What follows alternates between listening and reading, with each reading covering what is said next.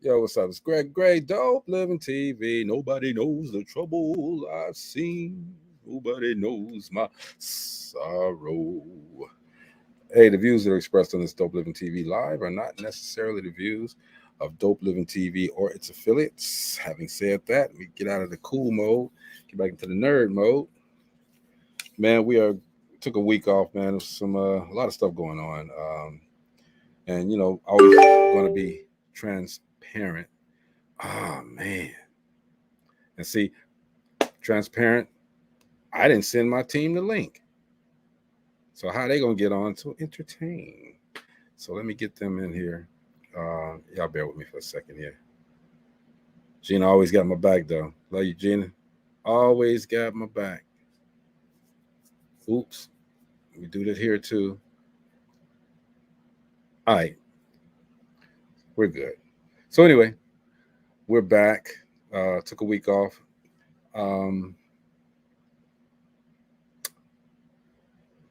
Basically, just had to rest. And I want to thank everybody who responded to my text, my message. I put out there just I'm tired, and then I didn't put it out there for anybody to respond or anything like that, but lots of you guys did. A lot of people called, a lot of people inboxed me, messaged me, text message.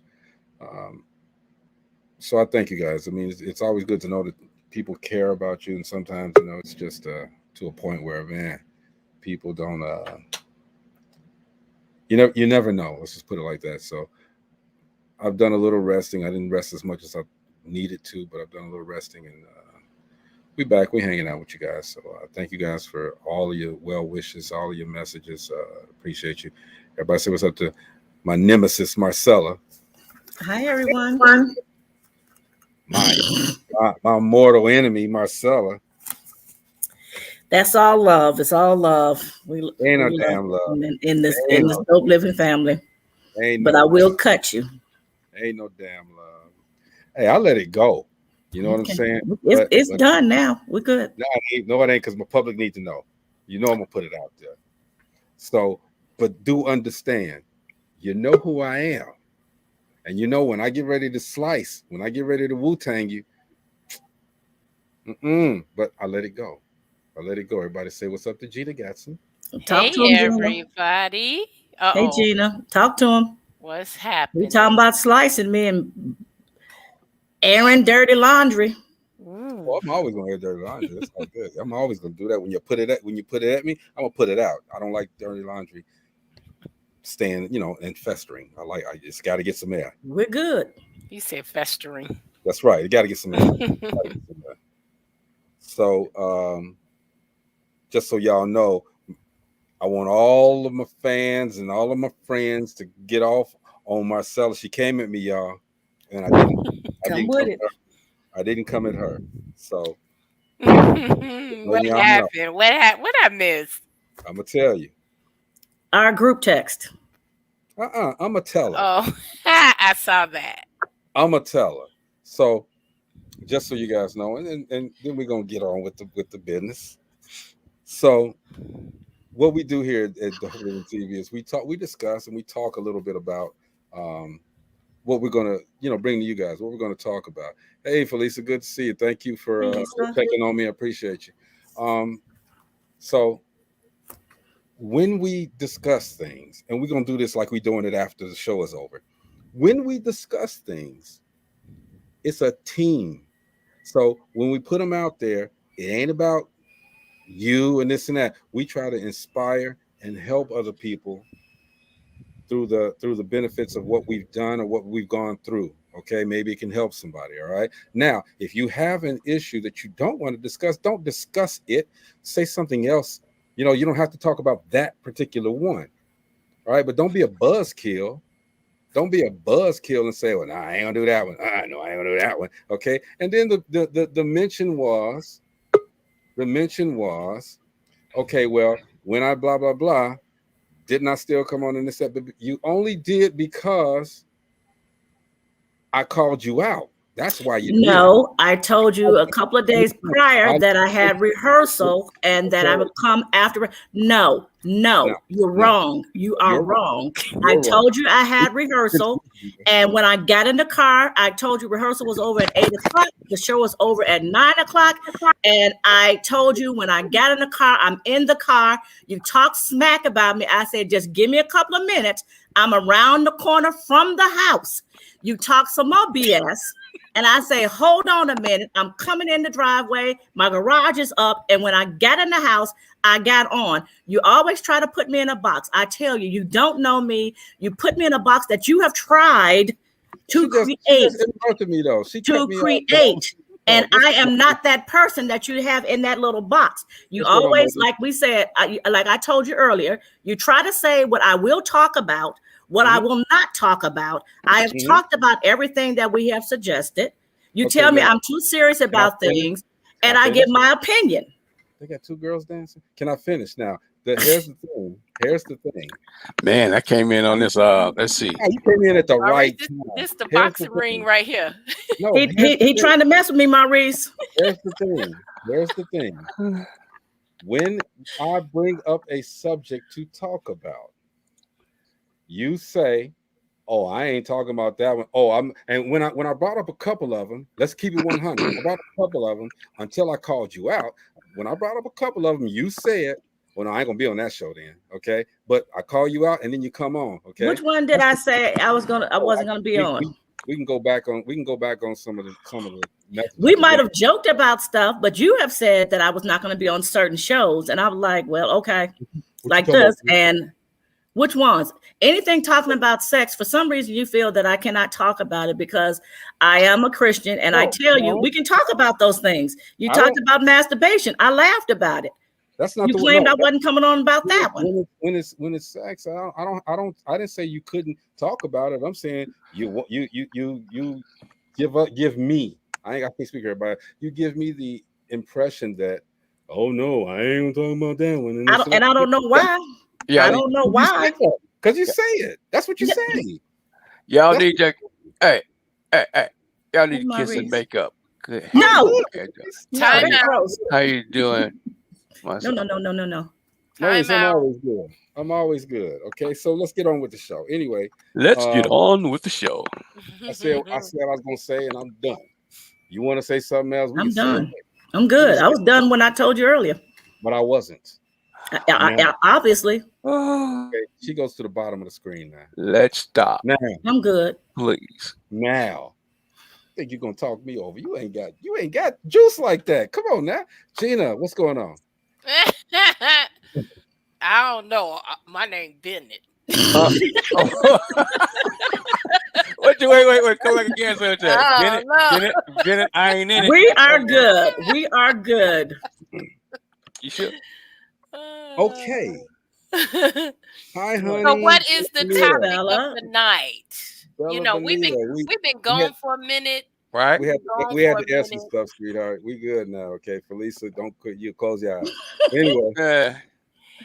Now it's time to get back to it. Okay. Let's do it. Come on. Back to it. That's part of it. Okay. Look, everybody, let me explain something to you guys. Okay. We here at Dopeliven TV Live, we're gonna be real or we ain't gonna be real at all. All right. Period. All right. So just as a family does, we don't agree with everything that everybody says. Okay. And me personally, my life is open. It's an open book. I don't have a problem with anybody. I just want y'all to kiss and make up. What's going on with me? Okay. The other part about that is this. Okay. Everybody must know this is a business as well. All right. And with the business, you have certain things that you do and you kind of expect. And we've been gone a week, and when you come back off of a week, we just want to get it back on track. All right. It's not about anything personal, and we've never had anything on the show where we personally trying to say this is us. Move around that. Okay. And this is what I was trying to say, Marcella. It's not none of this stuff. We're trying to educate and inspire. That's all we're trying to do. All right. And some of the things that we do, I thought he was done with it. Oh, really? Sneak this in me. The things that we do, we want to educate. We want to show people even though some people may have gone through those things, we want to show people that this is what we've gone through, and this is how we came out of it. All right, and that's it. All right. So I'm in agreement. So when I'm sick, and the other part about that is I'm not going to tell on the air, okay? Because there is another side to everything that went on in that text. There's another side to it. So I'm not going to put that on the air. But now my friend and I've been knowing each other for a long time, everybody. So we cool. We just I mean, it's not even an argument. It's just a difference of opinion on some things. And I came in on a sister and brother, thing, and I was like, what? I just got one thing. And Gina was over there doing boxing moves. I was like, man. What, Gina? Can't we just all get along? Okay, and that's what I've been trying to I say. had to throw that out there. They go along with it. Come on, they can really go along with it now. Hey, Gina. Yeah. Hey, Gina. Fuck all that. Anyway, here we go. He had that look. He was looking down too. Looking at his phone, talking about bro. What's going on, bro? Look at. So we're gonna do what Marcy want to do tonight, okay? No. Now, we just want to ask questions. Questions that Marcy said that we talked about, that we said we were going to talk about this week, that we didn't talk about last week. So we're going to abandon all of my questions. We're going to talk about something with Marcy. No, we don't have to do that. I'm being conciliatory. Yes, we do, Marcy. Come on, go with the flow. Okay. Look at this long ass text Marcy did. That's right. That's right. Sometimes a woman get fed up and gotta say what she gotta say. But she do the same thing in Texas she do on the show. You talk too much. That text dissing, boy. I'm telling you, that text dissing can be something else. Yeah, that's where you get me. That's why I had to say what I say, because you got something to say. Say my face. Don't do it on anyway, we're done. I'm sorry. Hey, shout out to Nyla. She's been going through some stuff. Okay. Nyla, what's going on with little boo boo? She's real busy, and she's is a little ill, but she's good. She's gonna be all right. I talked to her a little while ago as well, so she's cool. Let's keep Jeff and Megan. Oh man, yeah, absolutely. Yeah. When he gets on, look at Darian. Darian said, "Get him, Marcy." hey, Darian, but you also know me, Darian, so. You might say get a Marcy, but you know that Greg is gonna just let it die. I said what I had to say. I ain't saying no more. It's all good, but shout out to you, Darian. At least for a couple of days. Always there. That's how you start a show, though, ain't it? Boy, that's how you said with that fire, boy. How you saying? Y'all poured gasoline on it, and y'all was gone. Gina, you guys weren't on. He started out with all of my viewers, all of my fans. Get on Marcy. Get her, y'all. Get her, yeah. That's how he started out. Get her. Guess what? I ain't scared. I ain't scared. They said, Greg, you want me to pull up on her? Nah, you ain't got to pull up on me. Wow. Here we go. She's gonna throw a Bible out the door. Stop. Don't do it. Don't do it. A bolt of lightning. See, that's a check mark. I'm talking about a bolt of lightning might come out of someplace. Look, it might not be one come out the sky neither. So this is me when I have some sleep, y'all. So I'm good. Okay. Shout out to Ujimar up there doing his thing, getting some stuff together. He'll be back. Chris out there making them deals, making this NBA dream come true. Shout out to Suzanne Hayes. Simply Suzanne. Okay, love you. Hope everything is going really well with you. Shout out to Samantha. Hope you're well. I'm shouting out everybody that's on the team. Shout out to you, Marcy, Gina, Maurice, man. I hope that week that we were off was a good week, productive week. Actually, I probably wouldn't have been on the shows anyway. You know why? I was in Kentucky. There you go. I was in Kentucky all the way up to yesterday at about 8:30. Making them moves, bro. Making them moves. Man. So look, we were talking about some different things week before last, and I'm gonna bring them up now. We were talking about some of the issues.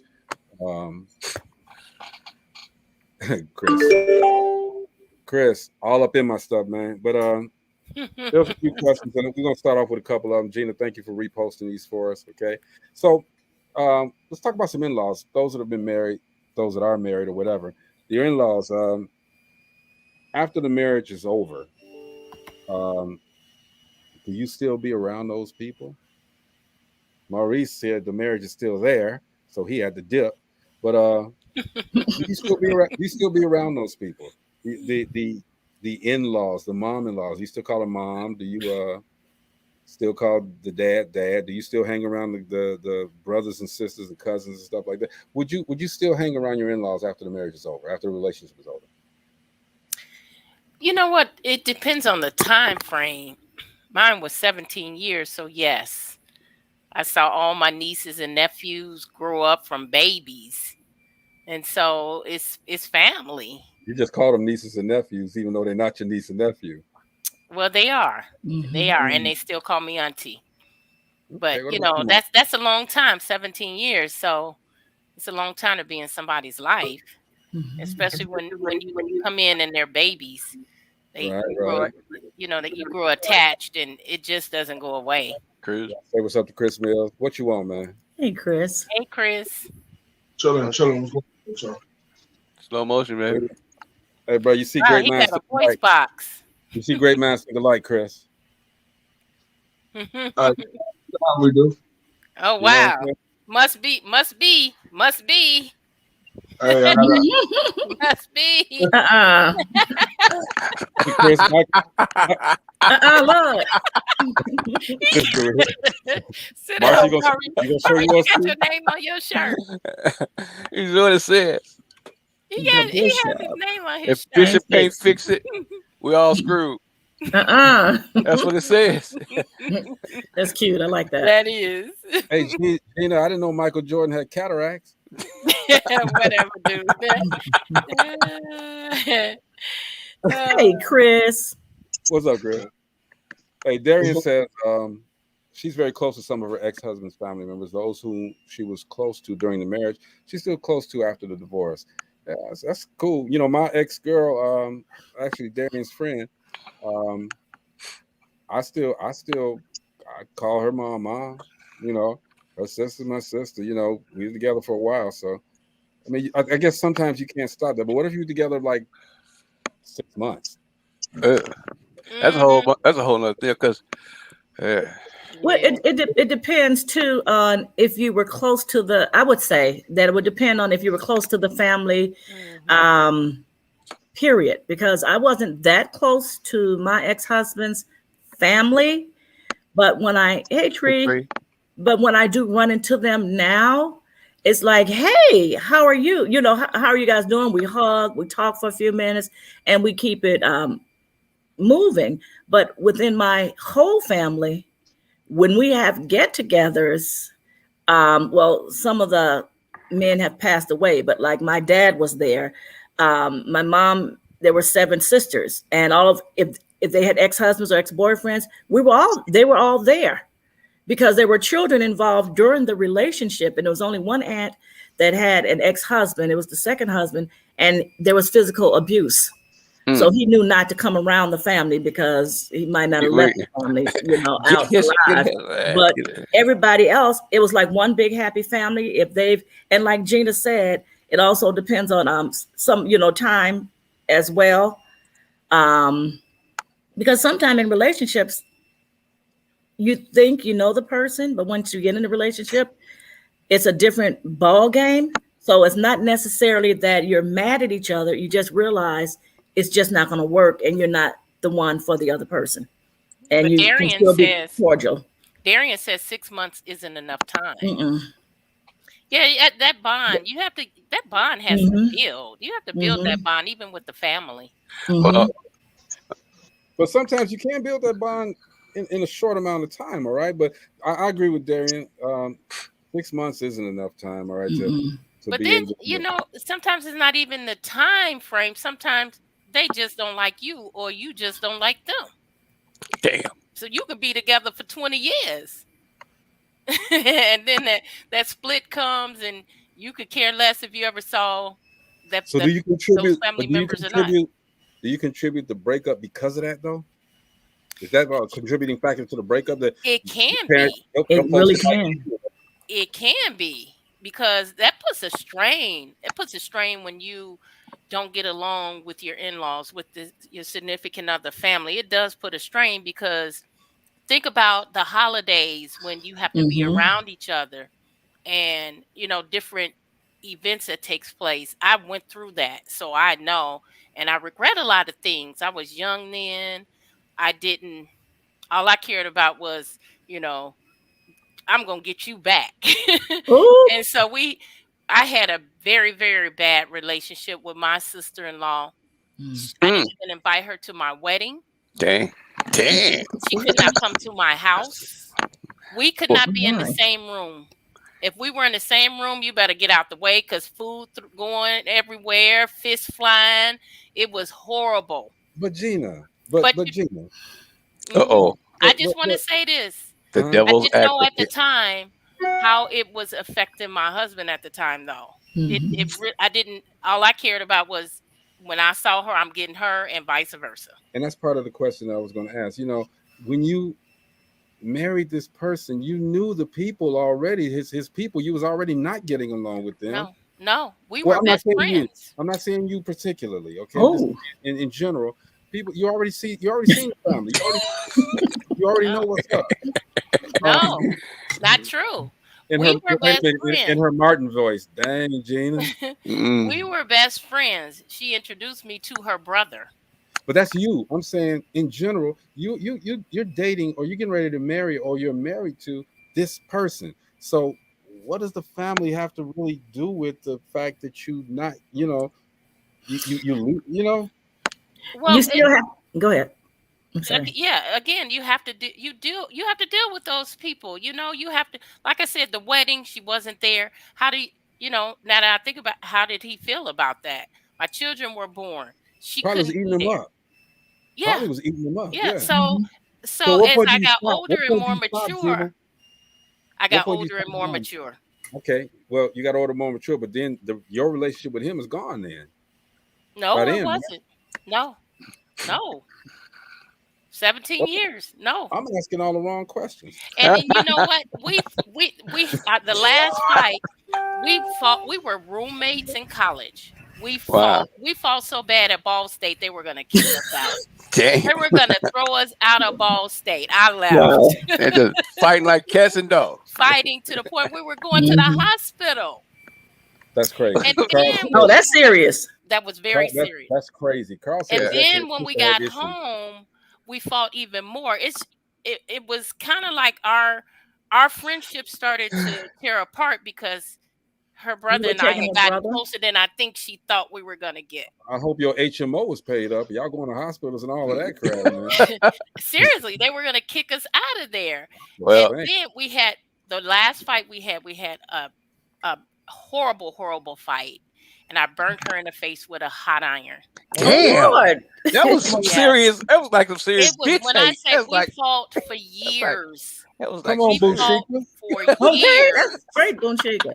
Man. And it was just crazy. Like I said, if I saw her, it was on. If she saw me. So we never were able to be at any of the family gatherings together. If she was there, I would go. If I was there, she would go. It was horrible.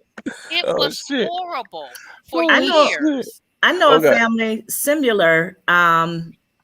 This guy was in his second marriage.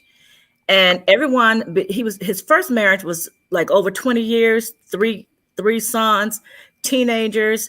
But when he got married to the second woman, she was so busy trying to kiss up to the family. And they were like, okay, back up. Let us just get to know you. But they were still very close to the wife, the first wife. So when the get-togethers came, the first wife was always there. So the second wife was like, you tell your family that she's no longer invited, because now I'm your wife. Now they embraced the second wife like they were trying to embrace her, like they embraced the first wife. But when word got back that she was putting commands on the family was like, hold up, who are you? Right. So then she told the husband, you can't be around your family anymore. So when he pulled back and everybody's like, where are you? Like, where are you? Why are you not around? And they found out, it caused a lot of turmoil. And to this day, it's like he's rarely anywhere near his family. It was a very tight-knit family. And they're like, we don't mind her coming, but, she's not going to cause commotion and, discord during a family get-together that's supposed to be a happy celebration and things like that. But he's chosen to just stay away from his family. And he's miserable. I know the guy. You're going to be miserable. Mm-hmm. I mean, it's that divided his family because when we had that last fight and that happened, I was staying with his mom and she lived there. And so we left. But guess where we went? We went to stay with his sister. Wow. The one you were fighting? Yes. And so now half the family's mad because she opened the door and let me in. And half the family is feeling like, this is a situation that they got to deal with themselves and handle. So it was a split in between the family and, who was upset with the situation, who was okay with it. And all the time, like you said, it was tearing him apart. This is his family. He couldn't talk to his sister anymore. I mean, I'm not talking about this is something she could go get cocoa butter and put on. She had to go to the hospital. She had a permanent mark. She had a permanent mark. And he afterwards, years had passed. He told me every time he looked at his sister's face, it hurt him deeply. Because she had that permanent burn on her face. Were you married at the time? You put it on we there. We weren't, but I was pregnant when she jumped on me. Oh, she jumped you. You put the permanent burn on her face. Okay. Yes. Okay. Hey, Gina, you're like, I do this shit again. Wait, my reason, I'm like, oh, it was okay. She jumped you. No, I'm telling you. She tried to push me down a flight of stairs. It was, when I say it was so bad, it was so bad. Why didn't you just stay away? I did stay away, but how can you stay away? There's no, I mean, I had children. You put the lighter down. Put the lighter down. We lived in the same house. The iron, the lighter, the shoes, we the lived in the same cattle house. prod, whatever. We lived in the same house. Okay, what did Carl just say? A divided house cannot stand. Yeah. So it took a lot of years for all of that to mend. And this happened, I was in my early 20s. That sounds like it never popped off right. It never really mended until I was in my 30s. And that's when let's go a little bit. Let's go a little bit different. All right. Because that one, Gina, it might be warranted out for you. We don't want to keep talking about it. She was looking straight into the camera like this. She's like, I'm serious. I was trying to burn her nickels. I'm getting all kind of texts from domestic violence groups and all of this stuff. That's Wednesday. Hey, you have to understand. Gina, you might not be on Wednesday. I was in survival mode. Let me tell you something, Gina. I had basically the same experience because me and my skating buddy, out there skating rink. People on here. Wait, we married sisters. Okay, we married. He married one sister, and I married the other one, and we was best friends before that. All of that stuff, so it was cool. But it was a lot of stuff. It was a lot of craziness that was going on. I mean, there was a lot of craziness going on. I mean, there was no respect, no nothing, and that was coming from her side of the family. So, getting crazy, anxious. Look at all of them, Carl. But it taught me a lot of lessons, though. It taught a lot of lessons because, like I said, it took the maturity for me to made you go to the next level, right? And overlook some things and not get as angry and not be as angry and consider everyone involved. At that time, all I cared about is, you did this to me, I'm getting you back. Right. I didn't think about the other people involved. His mom, we got kids. She wants to see her grandkids. I couldn't go. Did any of the other family, like your husband and the mom or any other siblings, try to get you guys to sit down and try to work this out, or didn't work? And just didn't work. Okay. Didn't work. Gina said, "Forget all that, man. Look, look. I'm gonna burn your face off." So there was another question that we call me Smokey. other question we talked about, and I hope we get a lot of feedback on this one.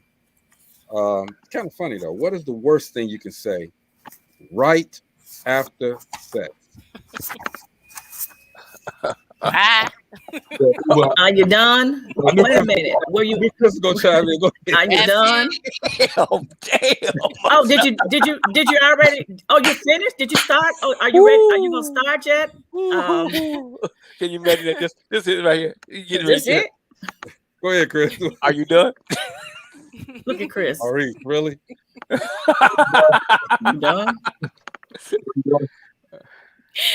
What was that, Chris? What'd you say? No, I just said your Uber outside. That's the worst thing you can say. What'd he say? Called you a taxi. Your Uber's outside. Or you can say, or you can say you want some water, Keisha, and her name Yolanda. Oh. That is terrible. I would Real say terrible. Did you get yours? Because I got mine. Man, you could go down the list with that. Everybody for themselves, huh? Tree says, that's it? That's it. That's what I said. That's it. You done? Was that all? You want like this? Another one would be still got the ugly face on you. That's it. You talked all that game. You talked all that shit, and this is what we get. Man, somebody's text blowing up. Who is that? That's my stuff over here. Damn. Oh, are they answering? They trying to. Man, did I what they said? Or that was Gina? Did I spur some action over there? Oh yeah, you did. They like Gina. What's that, Chris? I said they're trying to give you a gag order so you won't say the stuff you said to them. Anyone with type 2 diabetes or pre-diabetes. That's what was that? That wasn't me. Felicia said, what was that? Man. What was that? Man. That's her comment. What was that? I said people that's her comment. That's her last the last thing she said. The last thing she said. That's the last got it with it. What was that? That's supposed to be sex. That's funny. No, I actually said that before one time. Like what? Wait a minute. Hold on. Let me see. I'm sorry. Put it away, boy. Put it away, boy. Put it away. It wasn't nothing there to put away. that was the problem. Sorry. But that, that's. What you say? What you say, Marcy? You trying to get me put in jail? That would get somebody burnt in the face, won't they? Look, Maurice. Maurice, look at what I'm holding up. Wait a minute, this is too long. Did you see how the circumference of this is? Right. I was like, oh damn. People do gonna be visual. That ain't even worth the damn bath. Hey, it plump when you cook it. People do talk about crazy crap and then act like they did nothing. What is that? Narcissism? And Tree said, embarrassing. Yes, hey, Marcy, look, there's a lot of guys that's out there that may not initially have that girth, okay, but it plump when you cook it. Once it gets to cooking, and that ballpark Frank get to. Let me put it like this: I seriously think it was a deformity. It was. I mean, when I say, and this might have been. That's giving him extra, huh? Oh, I can't hear what you're saying, Greg. I didn't say nothing. Look at his mouth. He's so silly. I didn't say nothing. Can you hear me now? Can you hear me now? They got a monkey pee. What the hell? That's what I said.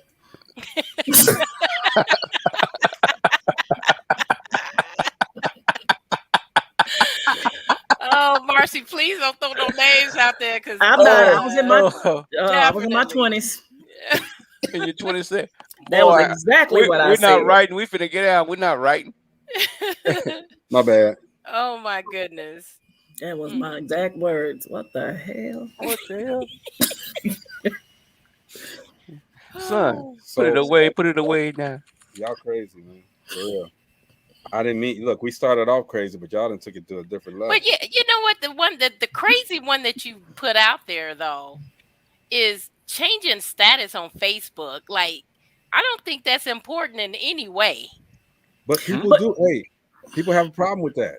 Yeah. Yeah. Yes. Some people that are insecure and so like with some women and men want you to put in a relationship who they are and all of that. And to me, that's a sign of insecurity, or well, they think they might be with someone else. So they want everybody in the world to know I'm with Joe Blow or I'm with Susie May or something like, whatever. But there are a lot of people. Well, why can't he put my name down? Why can't he put he's in a relationship? Everybody think he's still single. And it doesn't matter to other people. It's a trust issue, I think. When you make a big deal out of it, I think it's a trust issue. So do you change your relationship status though if you get into a relationship with somebody? I mean, social media is the thing, okay? Do you really do that? I mean, and you got a lot of different ages on Facebook. I didn't until I met the person that I knew I was gonna be with. Why would I changed it then? I never did. I want to get some women in the long term. I want to get some women. Your women, ladies, would you expect your man to change his status on Facebook, or do you really care? I didn't really care. It's a status. Like it doesn't define our relationship. It's a status. And I'm like Gina, when she knew that he was the one, and then she went on and put something on there. That's different. Like, say if I got married, I might put that on there. But how a lot of people put in a relationship, and then the next week is off. Right. But they made that decision, put it on every there. Year. It's not like it was forced. It's not like you said, baby, you need to put that on there because you with me now. Yeah. You made that decision. And it's crazy because it's social media. How does that define the relationship you're in because of the status? It does not. Again, you got people that are on here and have literally put their lives on here. Yep. People are telling people, oh, I'm sick. Okay. Oh, I had to have surgery. Or I had to do this. I had to do that. Okay. But their whole life their whole life here. And so when you when you get into a relationship with somebody else who puts their whole life on here, they probably expect that to happen. Put it on there. Felicia says if he doesn't change her name, she ain't changing her status. That's good. I know that's right. That's what's up. But that's something you should. I would say something else to talk about when you're going into a relationship, because you just brought up a good point. You have some people that put every minute by minute of their life. Then you have some that are very private. And I'm thinking any of the guys I've dated, I don't think I've put stuff on social media. Chris, you changed your status. You want to say something about it? No, I don't think I'm saying it is when you said people that's private. Oh, yeah. My thing is a relationship status, like y'all said, shouldn't even matter. It should. But people think social media is a reality. Right. Yep. Okay. So when people do it, they do it for. They don't do it. Well, they do it for two reasons. They do it to show that they're in a relationship, but they do it to get confirmation from other people. They want the congratulations, all this. Social, yeah. Social media in a world that's pretty much fake as ever. But then you see people changing it every year, every 6 months, every 3 months. Like now it's like it's flighty to me. People looking at you like you was somebody new or again. Yeah, Carl. He said it's complicated. Tree says she doesn't care. She knows where she stands. People know who she is. That's his choice.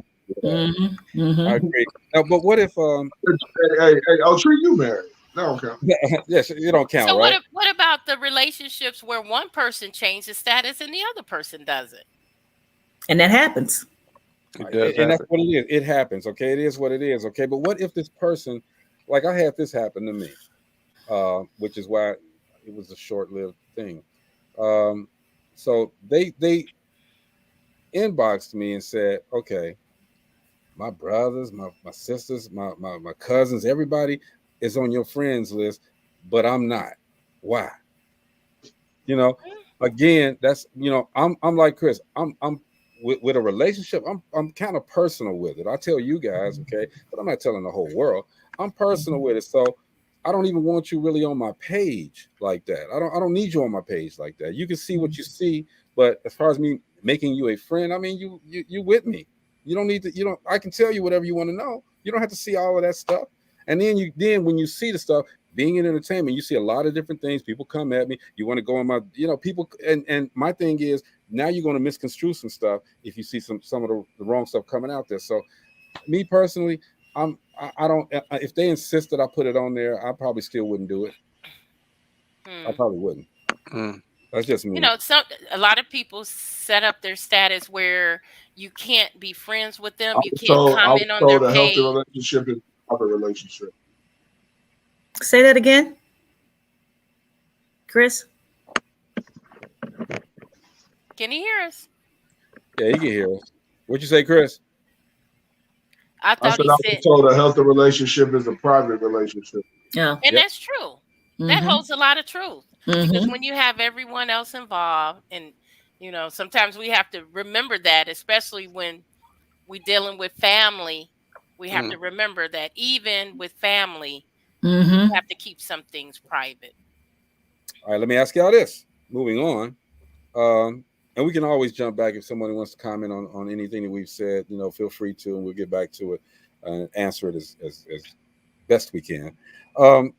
How long is too long to be dating without a proposal or talk of marriage of any kind? I don't think there's no time limit on that. I mean, when you're ready, you're ready. I mean, it's so you're gonna a lot. 15 years. Hey, look, there ain't gonna be no 15 years. I know that.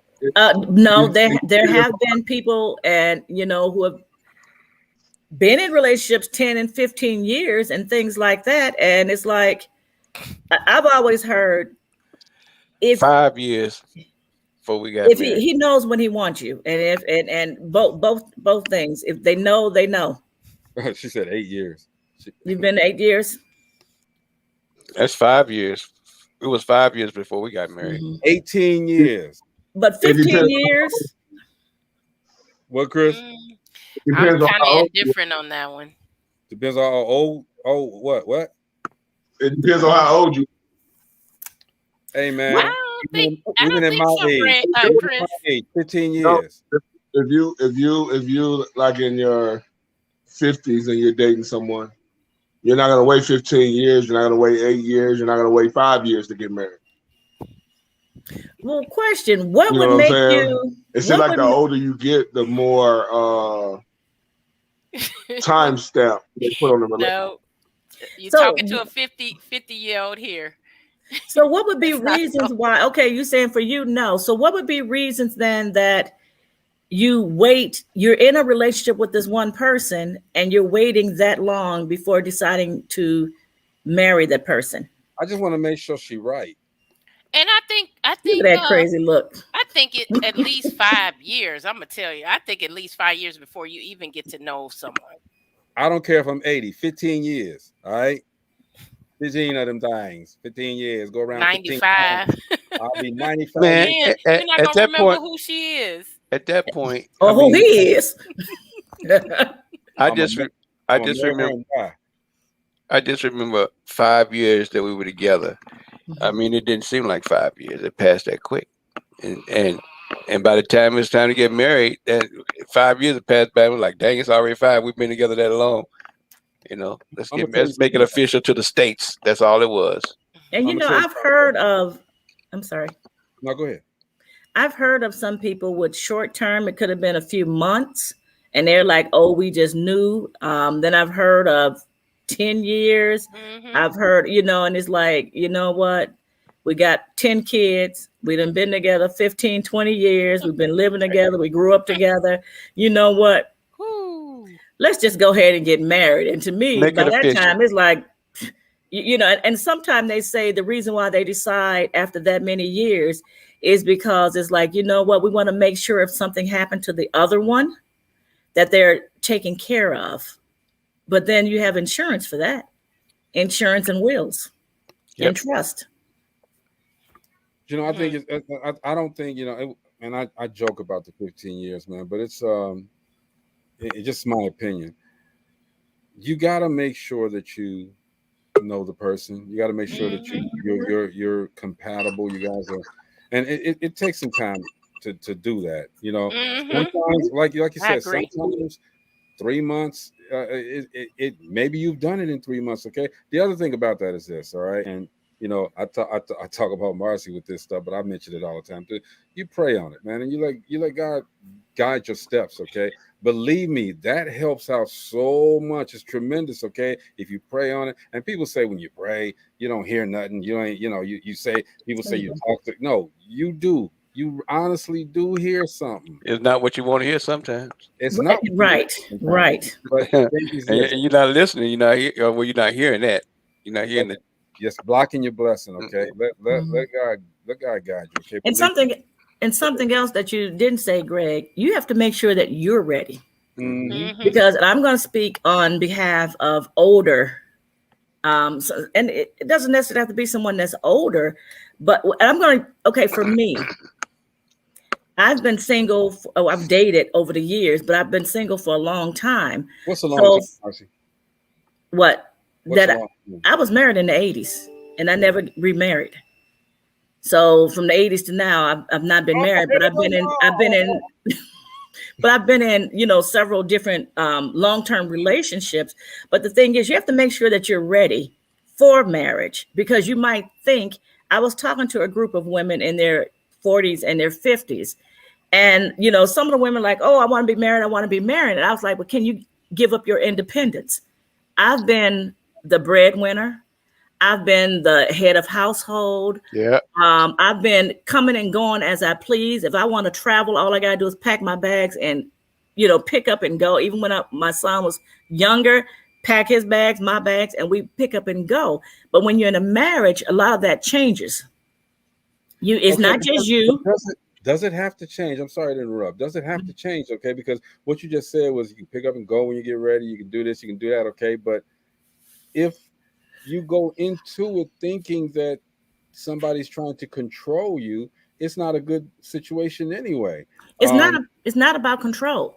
It's about now, it's not just one of you, it's two of you. So when there are decisions to be made, it's not just me making a decision. Now I will have my husband here, and I have to take into account his opinion, what he, how he feels and things like that. Or for a man, you have to take into account your wife as well. So, are you ready to do that? For a female, a strong female that's been the head of household, the breadwinner, the one who's taking care of everything, you have to think, are you able to step down somewhat to let the man be the head of your household?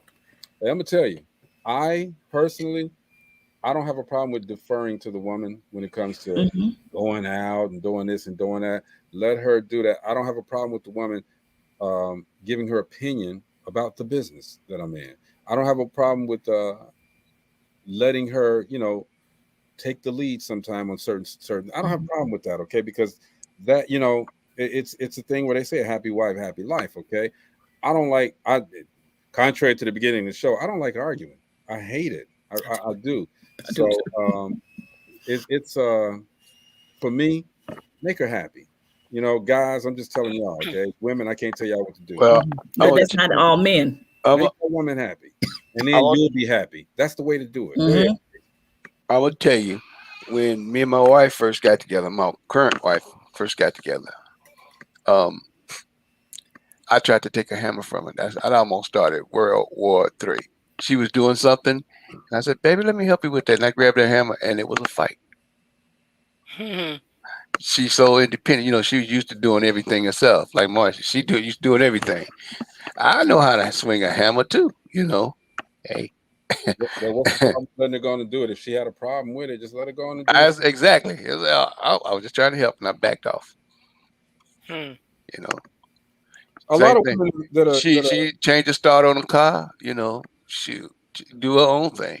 A lot of women that are independent and this and that, they've been in relationships where they they were still trying to be independent, but the male was holding her back from doing a lot of stuff. She lost herself in that man because she's trying to support him and be the docile woman. Okay, I don't want a docile woman. I want a woman who understands that she can do whatever she wants to do in this relationship, and go as far as you want. I want to support you because I know, again, if I'm supporting you, you're supporting me. We good.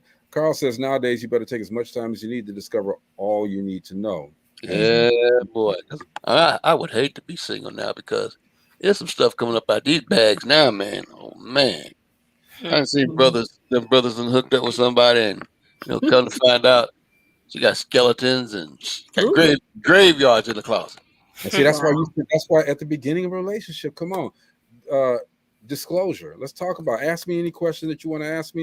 I'm gonna tell you. It may not be what you want to hear, but I'm gonna tell you. All right, because we need to understand that we're not taking no baggage into this. All right. So a lot of women have a lot of baggage that things that have happened to them from another man. So you could sneeze like that other dude sneezed. You'd be, oh no, I ain't and that goes both ways though. That goes because there are a lot of men that have a lot of baggage as well. Well, yeah, and put them in different scenarios. I can only speak from my side. Right. But and then be around that person in different scenarios. Like when they're around their family, how do they act? If it's someone that drinks alcohol, how do they act when they're drinking? That's a whole nother story.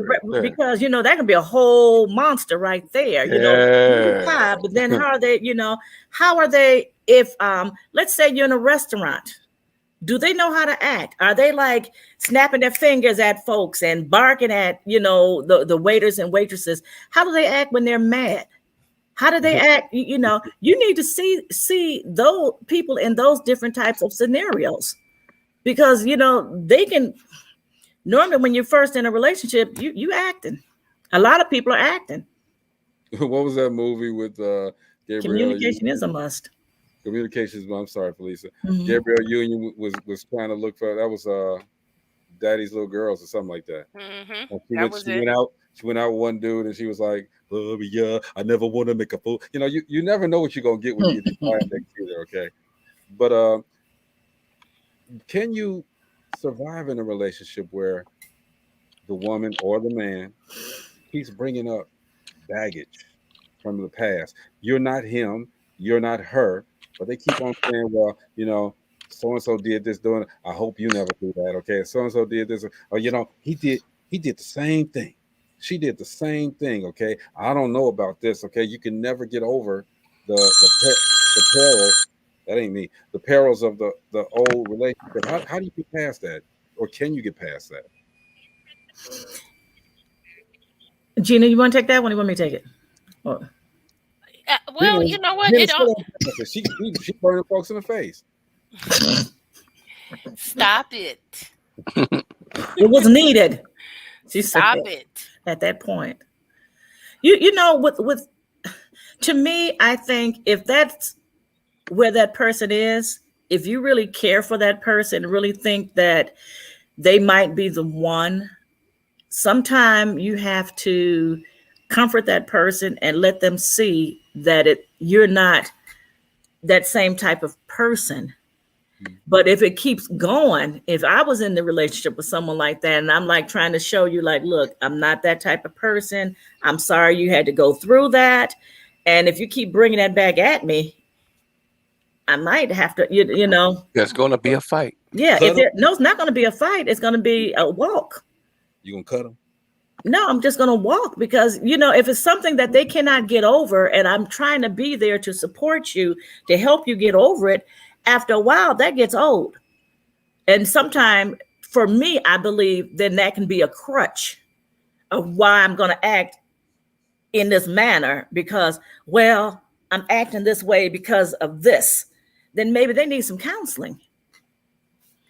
Because no matter what you say or do, it's going to show them that I'm a different person from that where you came from. Okay, so leading up to that, you're in this relationship now, and he always talking about, well, you acting like her, she acting like, he's acting like you. and it gets to a point where it starts becoming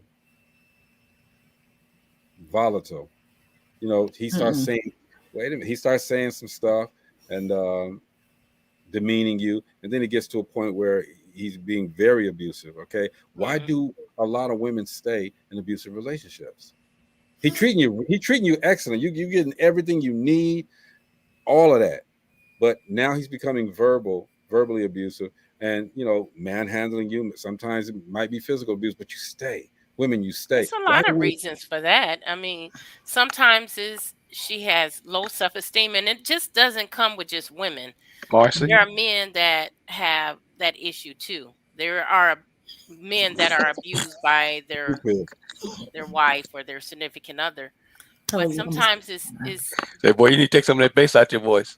Sometimes that individuals stay because of low self-esteem, or they're so dependent on that other person that they can't get out of it. Where am I going to go? How am I going to take care of myself?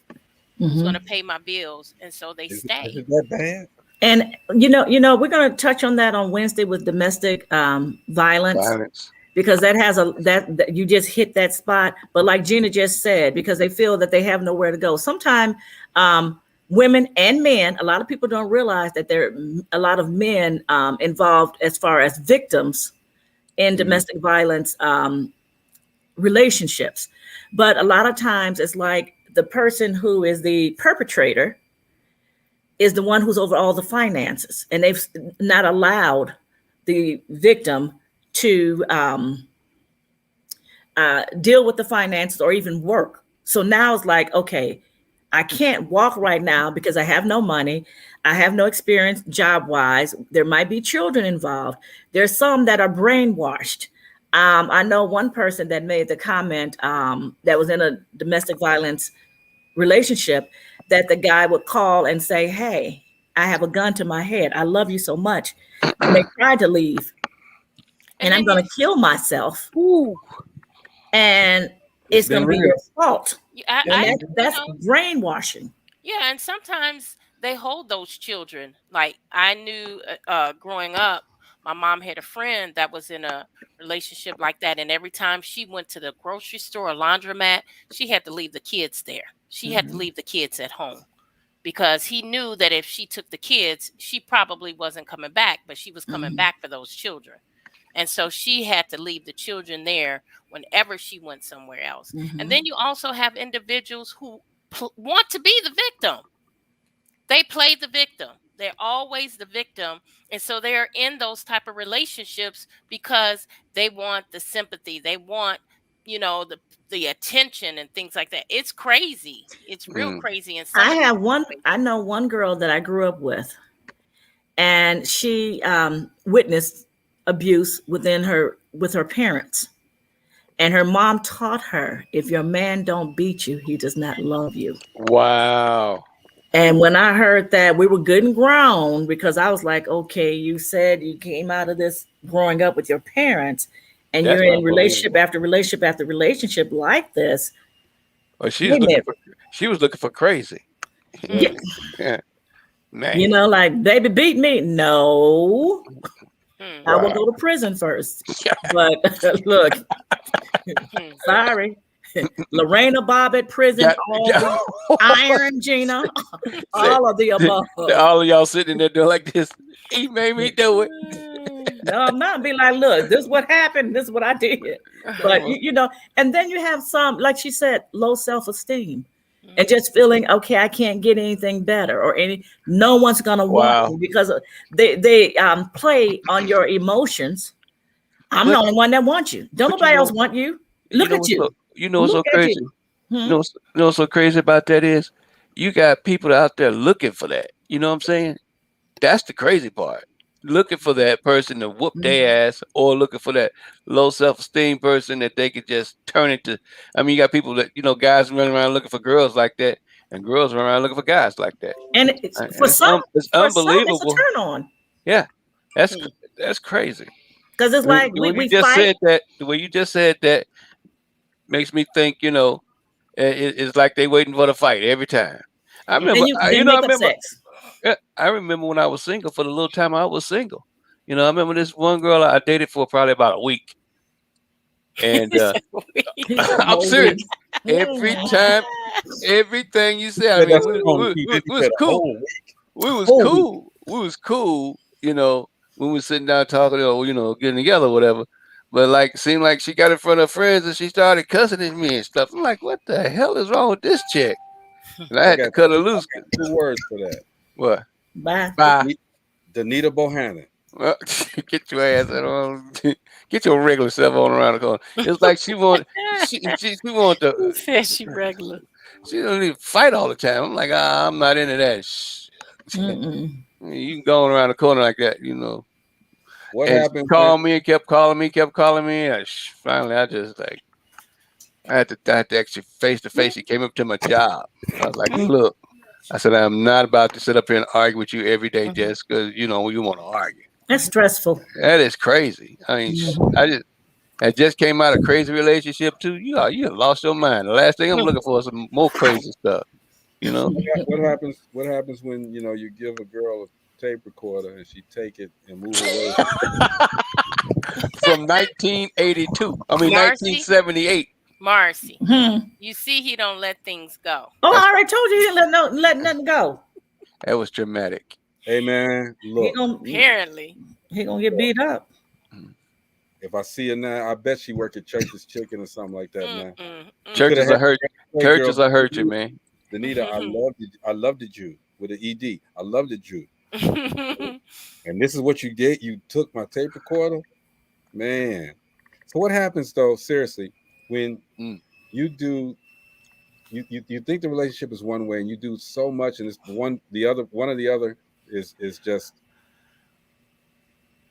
eating it all up. They're soaking it all in, okay? But they have an agenda, all right? And finally, when their agenda is exposed, I mean, you're devastated and this and that. I mean, what would you do in that situation? Would you slap them silly? Would you kill them, or would you just walk away and show them better? Deuces. Because again, a lot of people they base relationships on the wrong things, and life is too short. The run around here doing it. The signs are all there that they're basing on the wrong thing, but you're not seeing it. How can and that's where I need Jeff on. How can you get a person to understand that what all that glitters is not gold? Let's put it like that. That's a good way to say it, right there. I hate to see people go into stuff like it's just, and I see it so much, man.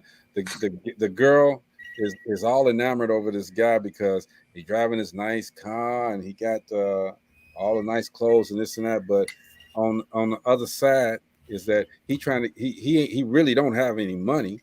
I was going to say that. He's trying to get yours. All right. So he's showing you everything that you want to see. And then when you got a lot of bills. He ain't really doing anything though. He's the car he's got is probably he's 3 months behind on the payments. Right? The clothes he got, some other girl probably bought it for him. In another relationship that he built there. That to me is just the lowest form of a dude, man. Back in the day, Harvey, Illinois used to have the girls that worked, and them guys stayed at home playing the video games that that the women bought, and they had no problem with it. And if you guys are out there, get on the show so we can talk about you. It wasn't just Harvey, Illinois, though. And it's still going on. Right. I dated a girl in Harvey. I did too. Took her to the prom. Hard working girl, man. And worked at Ponderosa. She took me around. She worked downtown. She took me around all of these couples, and the guys coming out shining like new money. And the girls, they were cool too, okay? But me, I'm always asking questions. There's some nice shoes, bro. Where you get them from? My girl bought it for me. She bought them for me, man. Hey man, where you work at? Man, I'm in between jobs right now, but my girl got me. She got me. And I know someone like that. My girl poking me in the ribs. Greg, don't ask them questions.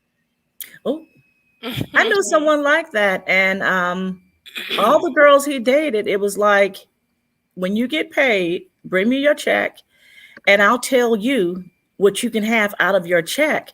And I remember one time, one of the girls came to me, and they were like, "Marcy, can I talk to you about something?" I'm like, "What's up?" And she was like, "I can't pay my car note, and if I go back to my parents again, because I have a job, and they're going to ask why don't I have my car note second month in a row?" I said, "Well, if you're working, what are you doing with your money?" "Well, so-and-so told me that I have to turn over my check on payday." That's a pimp. I said, "Hold up. Wait. It was her boyfriend." And I said, "That's a pimp." I said, "Are you serious? You're turning over your paycheck?" "Well, he said he didn't want to be with me." I said, "But last week you were complaining because you said he doesn't take you out anymore. On the weekends and his off days, he's out with the boys on your check." She's like, "Yeah." I was like, "Wow." See, that's crazy. Wow. That's I'm like, I wanted to slap him.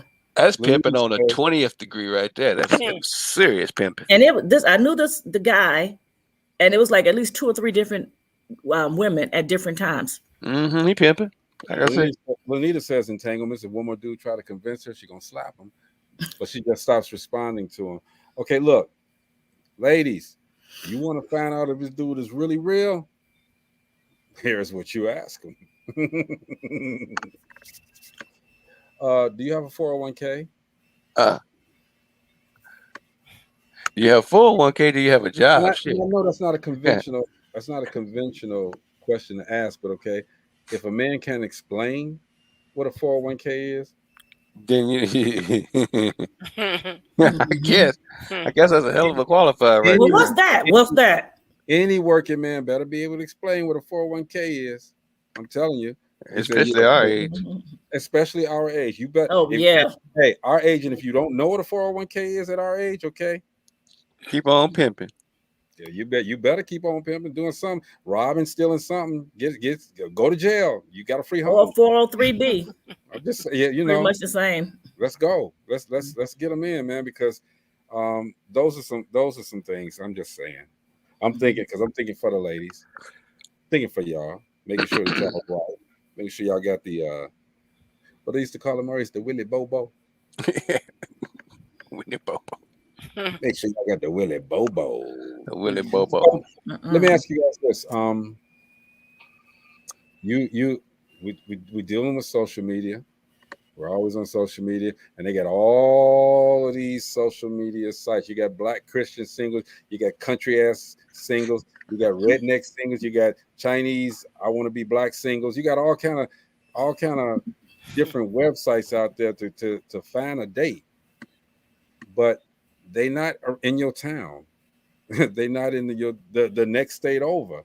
Could a long distance relationship work? I don't know. I see them reality shows. Don't look like it crap work.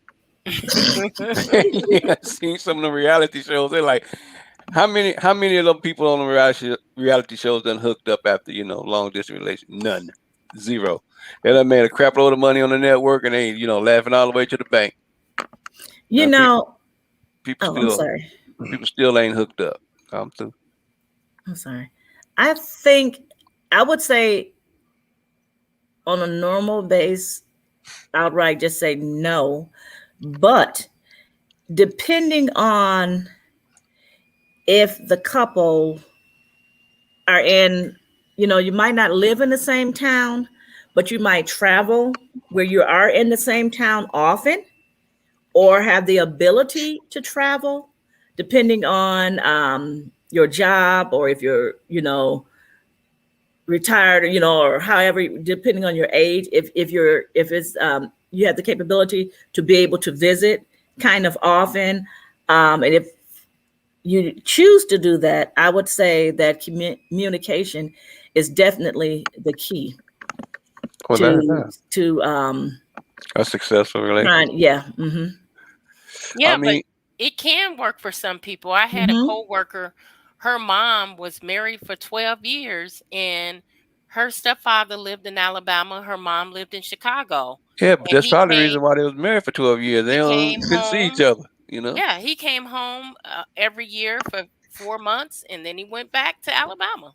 And they were married for 12 years, so it worked for them. For 12 years. And and that's what I said. It depends on, you know, if you're able to travel and stuff. And you're saying like for 4 months at a time. So that's a good chunk of time. And then I'm sure they communicated, you know, in between that time, and probably, you know, short visits in between as well. So it depends on the two people, how you really truly feel about each other. If you're both willing to work at it. Well, see, think about this. So you okay, you got somebody, you in Chicago, they're in Georgia. You guys talking, you got great communication, everything's great. So you got somebody here with you, and you guys don't talk, and you guys, you know, he's working all the time. I mean, isn't that kind of like the same thing? You get more love long distance than you are at home, and the person's right there. You know, he goes out all the time. He don't call you when or he don't text you until you don't see him until the weekend. You know, same thing, right? It takes a special person because I'm gonna tell you, when there's business and stuff started out with me, I was going a lot. She used to go with me at first. She used to go with me. I mean, she used to go. I mean, we was around the world. She was riding, sitting right next to me. That was my co-pilot. But after a couple of years, it was like, baby, I ain't going no more. You know, and that was before we got married. But you know what? That's good what you just said, that she was there with you. Yeah, she was there with and me. that and that's a little different because she was traveling with you. And then you guys had a chance to really build that relationship within those years that you guys were, you know, working together or being together and things like that. So yeah. And then you guys worked at it as well, correct? Well, even when she stopped riding with you. Yeah, and you know, it was right at the very beginning. She was kind of uncomfortable with it because of the time I used to spend away. You know, and before, you know, we were both always together. We were both in management. We were training people. We saw each other from sun to sundown.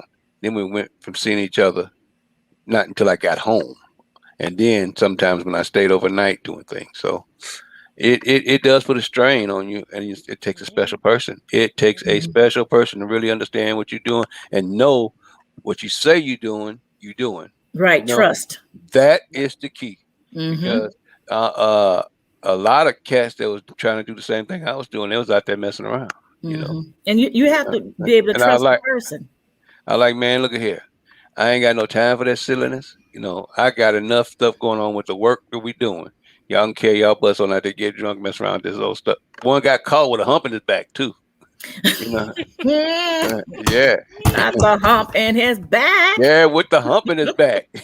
Yeah, but you, like I said, that's communication, that's trust, and then you two have to be on the same page. That's right.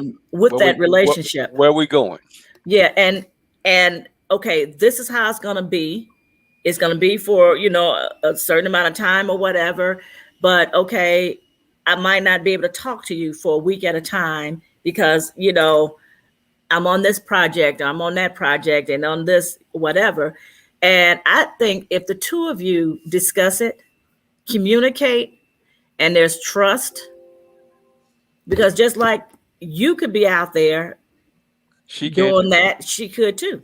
Exactly. But you have to have trust on both ends and communication in agreement that this is what we're going to do during this span of time. The one statement that I used to make earlier on said, what if the shoe was on the other foot? You know, what if it was reversed? It could easily be reversed. Well, let me shout out some of these listeners here. Shout out to Teresa White. I think she's in DC, if I'm not mistaken. Kimberly, Miss Kim Johnson, Shayna Tate, Jerm Moore, Kevin Bradley, what's up, Amina? Stacks the Realist, thank you for sharing the video. Tasha Humphrey, Shaniqua Davis, hey, Kendra G, what's up, girl? Roju Curtis, Carlotta Blake King, got a lot of people that are, if I missed anybody, my bad. Yeah, that's me. So yeah, it's difficult, I guess, but it would be more difficult if you're in another country.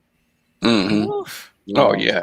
Oh, that's a whole nother something. But that's what I'm talking about. That stuff on TV. They in a whole other country. They ain't seen each other before. What kind of silliness? Oh no, that's that? Crazy. Yeah, 90 days. What do you all think about these shows that are on? Exactly. What's up, the Bachelor and things of that nature. Finding love via television. I mean, I don't watch that. I do. Huh? Marcy, really? I watch Married at First Sight, and I watch. Now I got into Married at First Sight. That's interesting. A black couple that I guess they still together.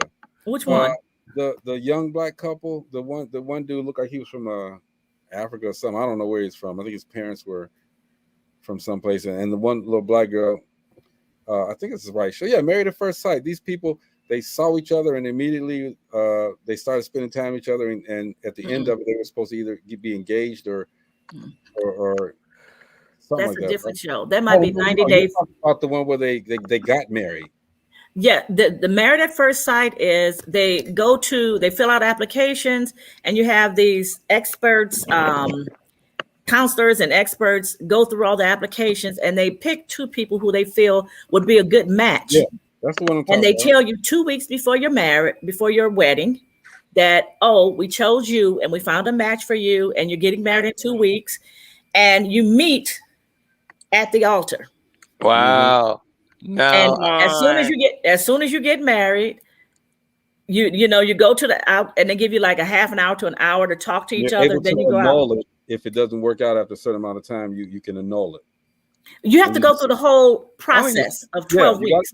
Why are they playing with the process like that? Is my question. But a lot of the couples have stayed married. They've had several seasons, and they now have like a spinoff where it's called the Couples Cam and things like that, where the different couples come on. Some couples don't last. There's one couple, the guy was older, he was a pilot, and he was like 35 or something. Yeah. He was like 35 or something. But the girl was in her 20s. So staged, though. It doesn't sound real to me. Well, you know what? A lot of them, when they get into it, this one couple, one guy complained because he said she's one person when the cameras are there, and she's a whole evil witch when the cameras are off. What's her name, you Greg? don't even know her. And they try to make decisions.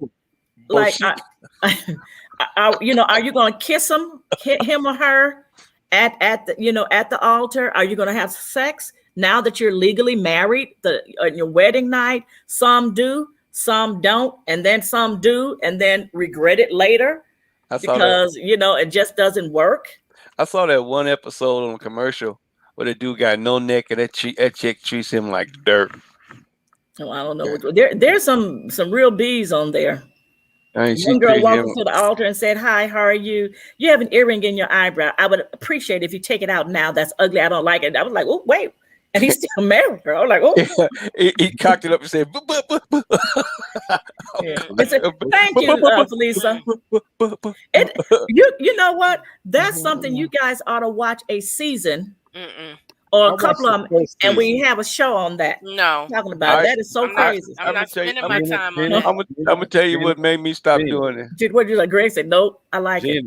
Look, whenever look, we did it for Jocelyn, I'm sorry. I can't watch any seasonal stuff now. I don't have enough time to watch.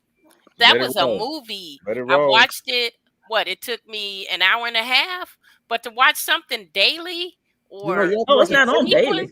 I don't have time. That's why I don't watch series. I don't have time to watch it all the way to the end. Let's watch 5 episodes of our choice. And 5? That's episodes. They're only an hour show. I remember Flavor of Love. I got hooked on that thing, watching that at one point. If it's that show, if it's that Married at First Sight, I had to take a shower afterwards, man. Just looking at all them nasty ass.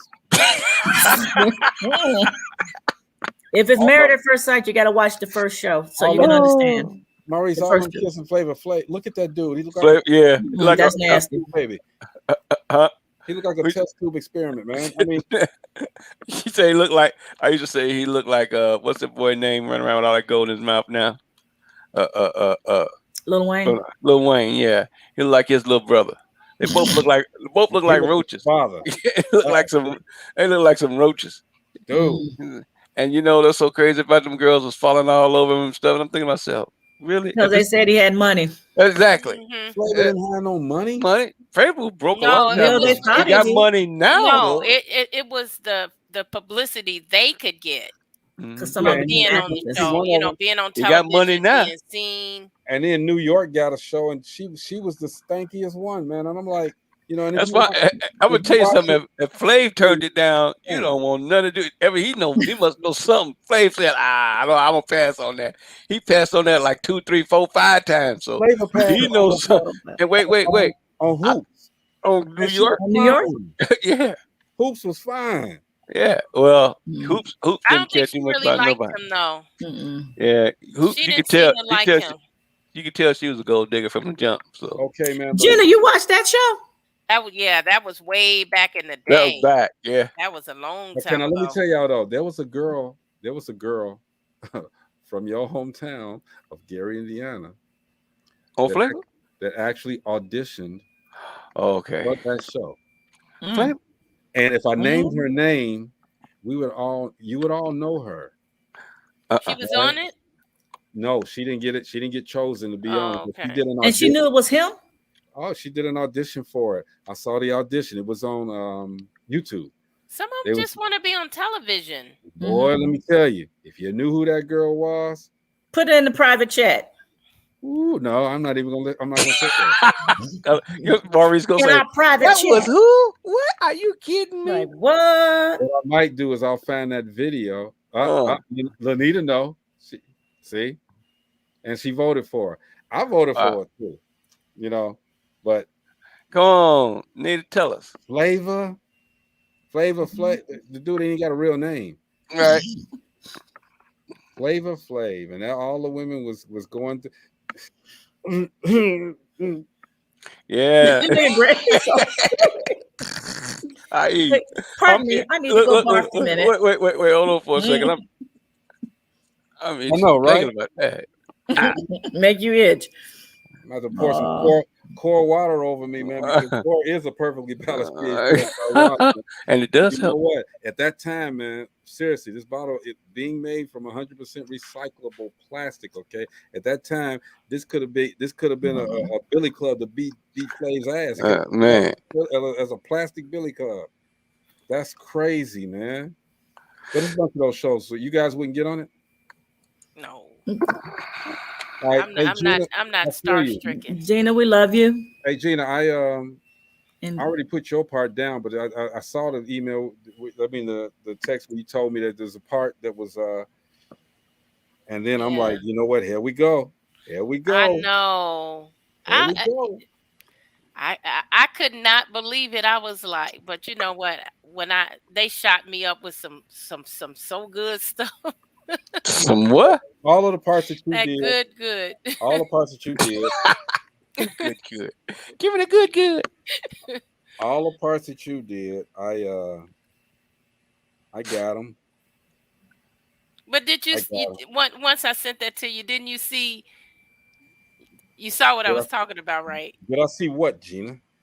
When I sent you the text saying what I omitted.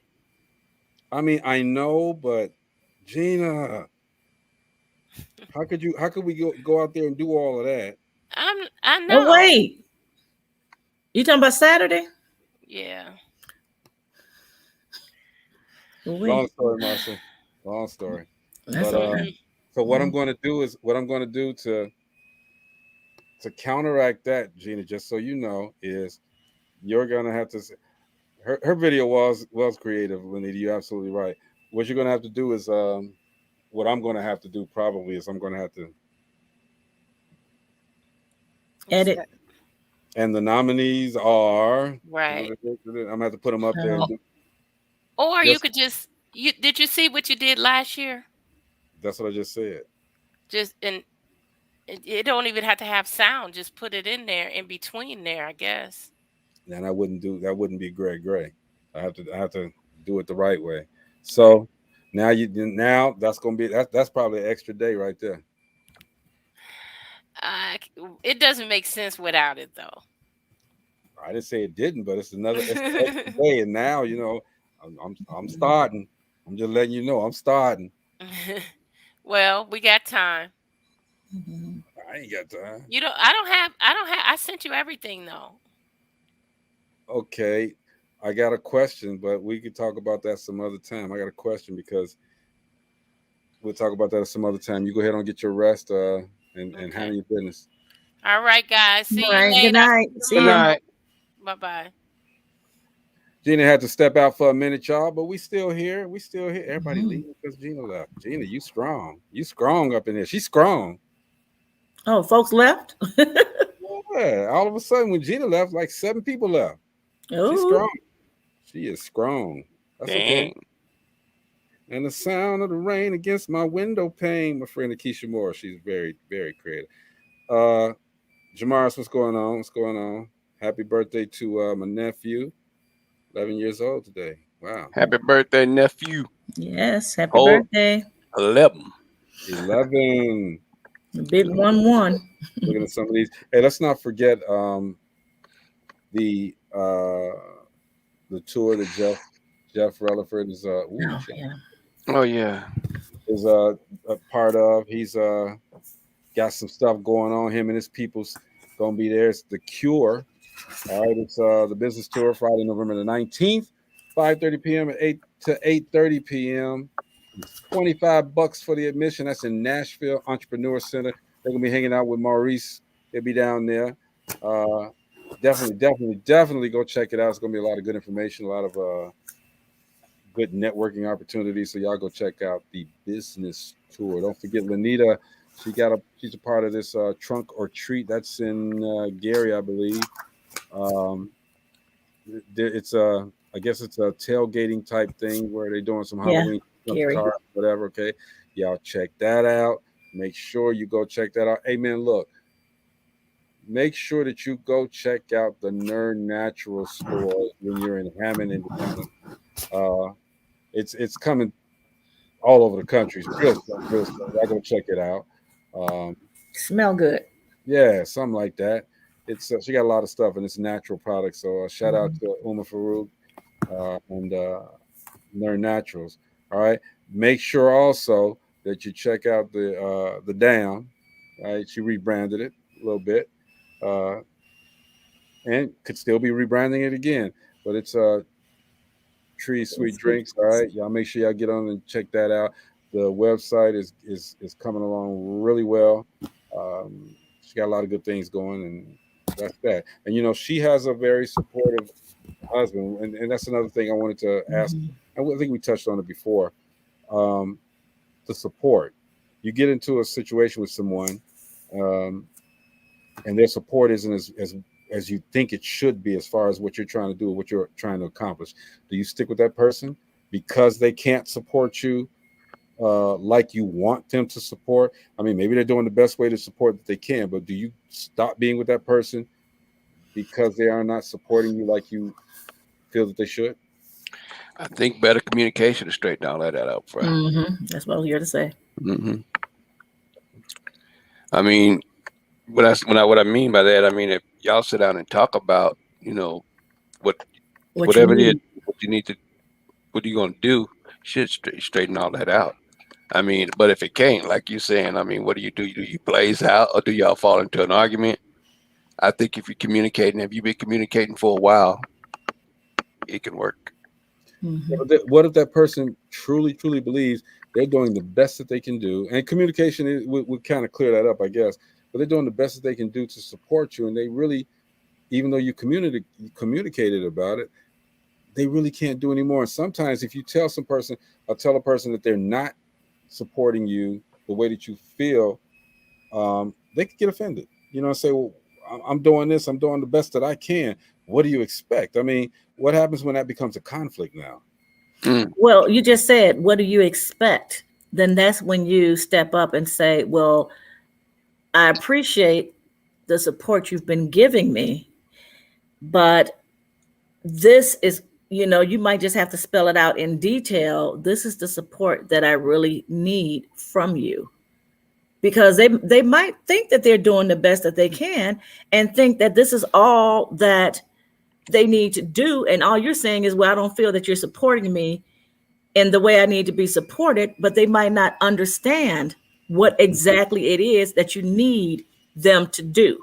And sometimes there are people that don't read between the lines. So instead of being in general terms, spell it out. This is exactly, I need one, not in general terms, detail it out, two, or whatever. These are the things that I really need from you to support, need from you in support. Because they might, you might think they know or understand what you need. Yeah, and understand it. They might not really truly understand. Like, oh, well, dang, I thought all you needed me to do is just, okay, I support you and I'll do this, but you really need, hey, I need you to get in the nitty gritty. I need you to be a part of this business here. You need details. Yeah, I need you to be a part of my business and doing this for you. I need an administrative assistant. I want us to do this together as, it's our business, and these are some of the things that I really need from you. And then after that, if they tell you, hey, I can't do that, or I don't choose to do that, then you have an issue maybe. Is it a deal breaker though? They don't support you like you feel you need to be supported, but they're doing the best they can. Is that a deal breaker for you? Well, it depends on the rest of the relationship. What else is going on in the relationship? If everything else, I would think if everything else is cool there, I don't think that should be a deal breaker. Maybe that's all they can do. You never know. That might be all they have to give. Right. On that, I am supporting you, but this is all I can do at this point in supporting you. But if, let's say, everything else in that relationship is good, I don't think it would be a deal breaker. Now, if they're coming against you and not wanting to support you at all, that might be a deal breaker there. I have not ran on, very, if any, people that have ran into that situation. Mm-hmm. Usually it don't get that far. It don't get to the point to where, hey, it's a problem now. Mm-hmm. It usually starts at the beginning. Like you start doing something that's making you money, and just say for instance, we're going to use a small business, and it's making you money, it's taking a lot of your time up, and you do need an administrative, assistant. That other person said, no, I don't want to do that. I see all this taking your time. I don't want to be bothered with that. But you said you support me. But I don't want to do what you're doing. I support what you're doing, but I don't want to be no administrative assistant for you. That causes probably a conflict. Mm-hmm. But I can see what you said. I can see what you're saying on that part, Greg. But 8 times out of 10, if it's been going on for a minute, they know, and it just ain't gonna come out, no bag like that on you.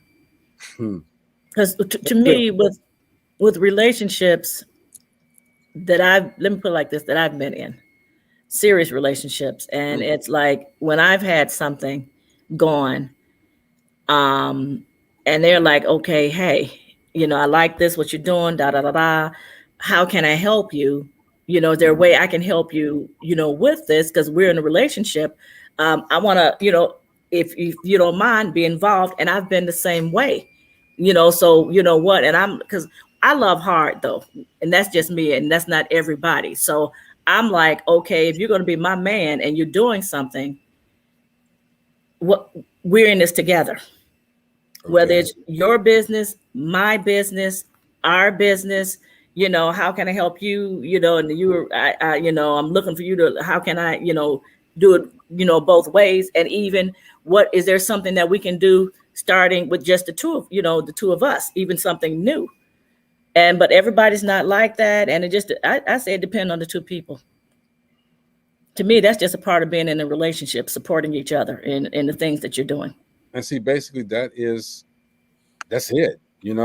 We've gone through and we've talked about all of the shows that we've talked about relationships. We talked about the differences, the good parts, the bad parts. Okay. But it's all communication is the key. Mm-hmm. Period. Keeps going right back to that. It goes right back to it every time. Communication and trust. I believe I know that's the reason why I fell in love with my wife. I know that's the reason why, because I could talk to her about anything. I mean, it seemed from the beginning, and vice versa. And then when she told me how that she felt that way, that was even more. That made it even, actually made this relationship even more solid. Communication is definitely the key. It's so funny. It's not. Sorry to cut you off, bro. It's so funny that communication being the key. Everybody, everybody doing this, everybody doing that, everybody doing this, and that. All you got to do is talk about it. You know what I'm saying? And it's not just in the relationship. That's actually a pretty big key to life. That's good. Exactly. That's in all relationships. Life is all about relationships, period. Whether it's a job relationship, it's a couple relationship, it's a family relationship, it's a community relationship. It's all the world revolves around relationships, period. And it's all about communication. Because when you start thinking about these wars, and I'm getting a little bit off, it's all about lack of communication. It is. Or miscommunication. Yeah. A lot of people don't understand miscommunication has started world wars. I'm gonna say there's two of them in particular that we know about miscommunication, and it wasn't on our end necessarily, but it's stuff said about us in a miscommunication. It wasn't until a big bomb was dropped to all of that was smashed. You know what I'm saying? So and in community, I'm sorry. I was just saying miscommunication. It done started wars, done ended relationship, done killed people and everything. And that's so funny. Go ahead, Marcy, what you're gonna say. And when communicating, you also need to know when to talk. Because it's like talk about it. Mm-hmm. But you also need to know when to back up. Because there are times whereas, let's say I'm in a relationship. I want to talk, but my guy, might have had a bad day at work or something, or just had a bad day, and he's not, doesn't really want to talk at that point. So I have to be able to understand, and this goes for men too with the women. You have to be able to understand, whereas if your significant other tells you, hey, I really don't want to talk about that right now, to know when to back up. Right. Versus nagging on, because I've been in a relationship whereas I'm like, look, hold up. I had a crazy day at work. I done tried not to cut some people, and I need to just woo-saw. I need to woo-saw. Right. And give me a minute. Wait a minute. Give me about an hour or something. Let me kind of calm down, because I might still be upset about something that happened outside, and I don't need you to come at me, like, well, no, I need to talk now, because I'm gonna come at you all cross-eyed and crazy, and and say some things that I might not really mean. But if I have to say these things to get you off my tail right now, it might come out, and that's not really what I want to do in a relationship. Come out all I don't like turmoil and arguing and all that kind of stuff. But I know how to get you off my tail to leave me alone. So you got to know when to back up as well. That's just so so funny though, and I'm sitting here thinking about that, man. That's deep. It's super deep, man. It's like if people just talk to each other, and not just hear, listen. Listen. Yeah, we wouldn't have no issues. There would be no problems. Again, somebody, like you said, you got to listen. Somebody has to be the bigger person, agree to disagree, all of that stuff. Okay, communicate, talk. All right. Yeah. It's that's crazy. I'm just sitting here thinking, and I'm like, damn. Think about how deep that is, and how much conflict will stop in this country just from that alone. My ex like to argue. Everything from racism to freaking money, a whole bunch of relationships. A bunch of stuff would stop if you just learn how to communicate. And there's an art to communication that you call listening, and then speaking, and then like you said just a minute. Okay, we agree to disagree until a light comes on or whatever somewhere, and then we agree. Or if it never comes on, I'm good with that. Right, because you might not agree. People are different. You have different opinions, and it's okay. It is okay. That is so strange because, I used to tell people that a long time ago, so, they asked me, you don't be arguing with your wife or nothing like that. I said we understand each other. There's no need to holler, scream at each other to get a point across because we communicate. We know how to talk. It's a two-way thing, so we talk to each other. If she gets upset, I know she's upset, baby. What's wrong? And I'll find out what's wrong, and she's able to tell me what's wrong. See, some people don't know that if your woman ain't able to tell you, baby, XXX is wrong, something is wrong. That means she don't want to tell you. She don't want to talk to you at that point, and that's not good. And a lot of times that's because they know you're not going to listen. Yeah. Or they feel that you're not going to listen because of previous conversations. Whereas I've come to you, baby, I need to talk to you. Right. This, then, I might feel, I feel hurt, or this bothered me, or this, or something to that effect. Woke up this way and one then you morning. Just like, yeah.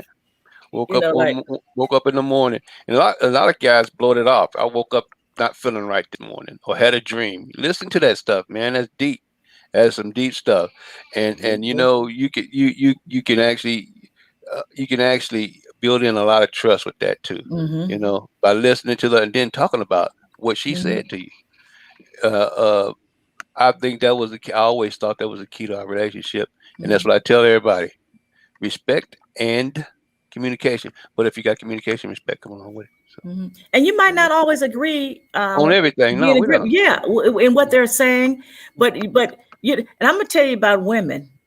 When they find a man that listens, that means a whole lot. I remember my pastor had us laughing one day.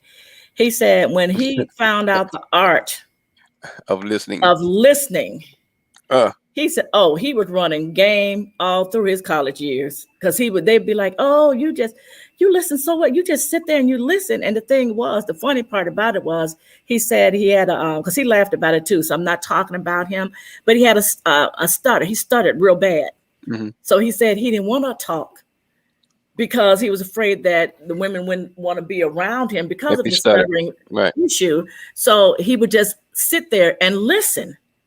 And he said he was pulling women like this. Well, so it's funny, but that's a big thing about just listen. I always thought that I wouldn't say anything. I mean, I was listening to it, but I always thought that I'd be too nerdy. Some women. Yeah. You know what? Stop. you know what? Lord. My nigga. And you know what? And that's what he was. And when he was explaining it to us, that's what he actually did. That's why I said the whole congregation was laughing because he was laughing too because he'd be like, "Well, he was picking at himself, right?" And he was joking about it. But he was like, when he like, "Oh, wait a minute," because they all said, "You listen."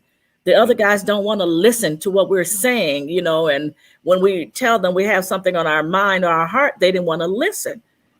So there's okay, it's pouring out here. Okay. Yeah. What? The weather, it's we have tornado watches and stuff in this area. Oh, really? When it just started raining real bad, I can hear it. You see, I still got my air conditioner on, so I'm good. I need mine. My hair is just look, it's soaking. It's going to be. I'm gonna look like a wet rat in a minute. Come back in and turn on the fan. We are gonna get out of here, man, a little earlier today because I got a couple things I got to take care of. Okay, but we've been talking about some relationships. Okay, started off on the wrong foot. Marcy, I apologize. Disagree. Brother and sisters, we are good, and we're good. Thank Chris. Okay. Sitting here all listen to Maurice. We are good. We got 45 years of good. We're good. And for everybody out there, man, look, okay, things happen. We'll talk about relationships again with a whole lot of other stuff, okay? But things happen, but we just summed it up right there. In every relationship, man, communicate, talk about it, and gain that trust, gain the understanding, okay? Once you do that, man, it's all good, okay? And guys, happy life, all right? Y'all don't have to argue. It ain't about arguing all the time. It's about understanding. All right. Let's get in. Chris is woke now, y'all. He took his nap. He up. We out, bro. All right, bro. When you got phone calls in the 10 and 11 digits, you got to take those, bro. Wow. You definitely got to take those. Without a doubt. Because they up at prime time. They up at prime time right now. Okay, even though it might be Chris is at prime time too. Yeah. Oh yeah. You get them 13-digit calls, and they upgrade. And you perk up, start drinking water and everything. They upgrade, do some Everything. make that happen, bro. But this is Dopeliven TV Live, y'all. Y'all see everybody here, okay? Thank you, Gina, for popping on. Hope you get well, Jeff. All of y'all, Ujima, I forgot to mention him earlier, okay? Tree, thank you for popping in. Chris, always, bro. You know we're here if you need us. Always. And I think at some point, everybody, you know, once Chris gets everything done, what he's doing, and I'm not saying this, bro, for anything, okay? Everybody, y'all just support him and embrace what he's doing, okay? Because it's family, and you know it's rare. It's very rare. You know, it's been a lot of time has gone by that someone comes out of Gary, Indiana, our hometown, and does some great things, okay? I did my TV show. My time has passed. Chris, it's your turn. All right. Maurice doing his thing. Marcelo doing his thing. It's your turn, little bro. So, you know, we support you, and we're going to make sure everybody else do too. I'm like Barack. I got a 2-turn. Got a 3-turn. I'm working on my 3rd turn right now.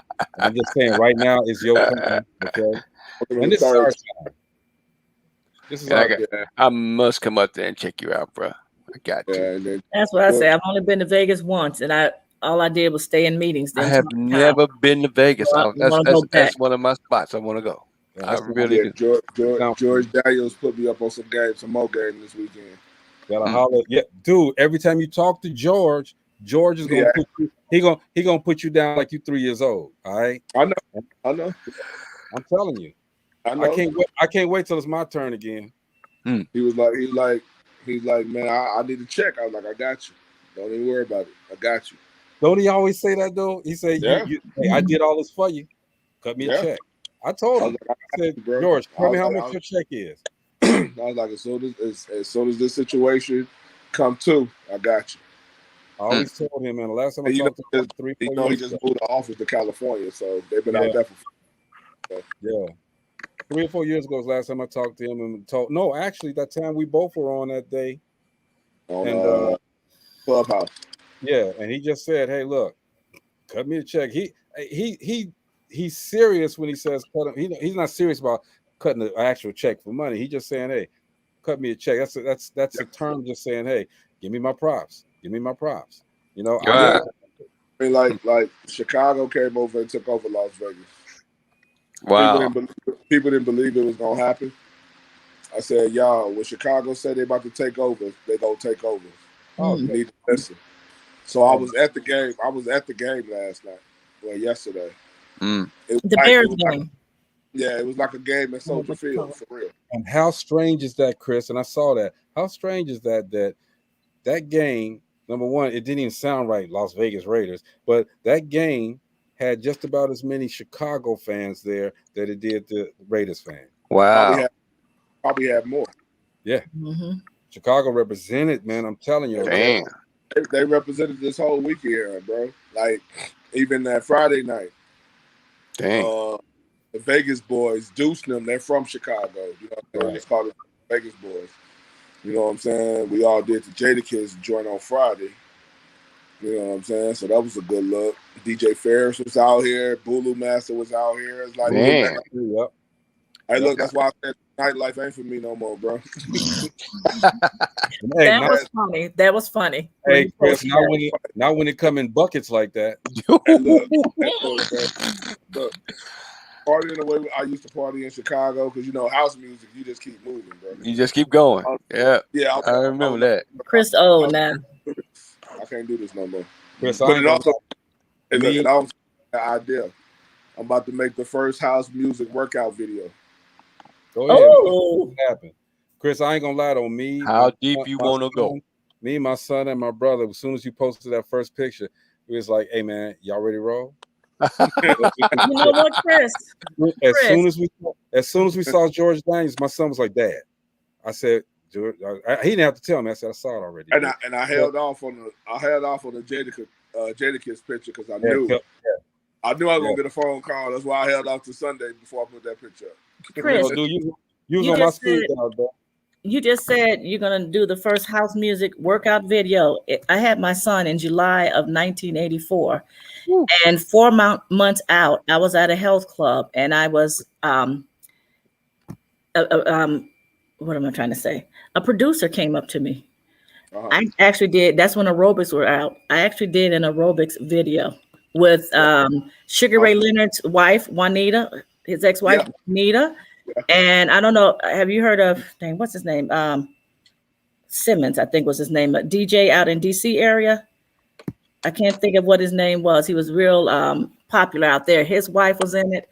And it was so funny because I didn't believe the woman, the producer, when she approached me after, because we were doing aerobics and stuff.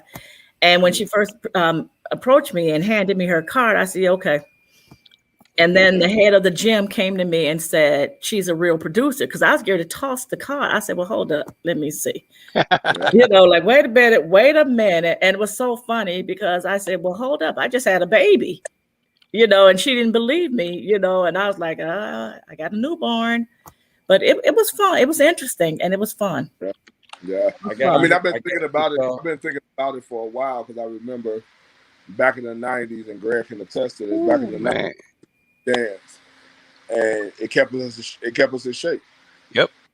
I used to say fat in a different way.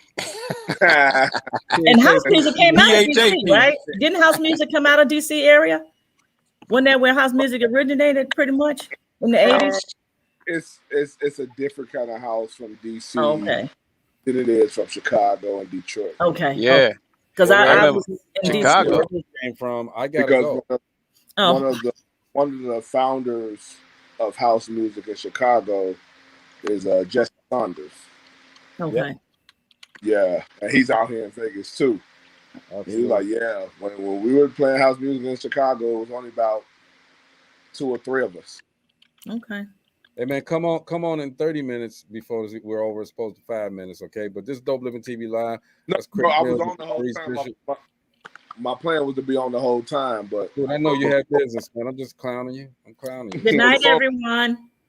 I'm clowning you, bro. And that's Marcelo. Okay, it's great here at Dopeliven TV Live. We'll see you guys tomorrow. Peace.